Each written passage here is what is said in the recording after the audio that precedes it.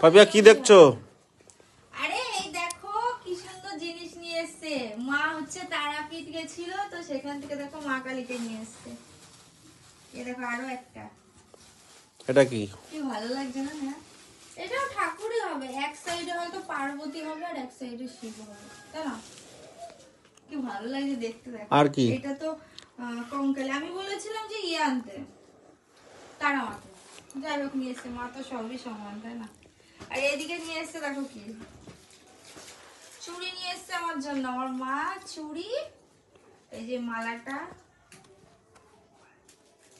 আরো আছে এই কানের, তো এগুলো নিয়ে এসছে। কেমন লাগছে?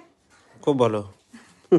তোমরা কমেন্ট করো। ও শাড়ি আছে এক, দেখি শাড়িটা একটু বার করো, দেখি দেখি।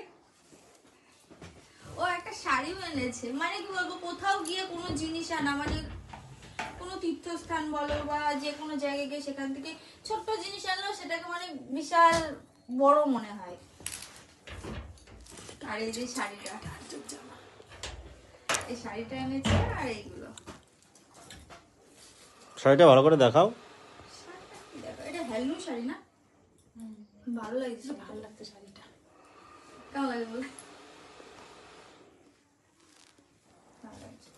আর এই যে মা, এটাকে আমি বাড়ি নিয়ে যাবো। এই দুটোই নিয়ে যাবো। হ্যাঁ, তো তোমাদের কেমন লাগলো কমেন্ট করে জানাও। আর কমেন্টে সবাই বলো জয় মা তারা।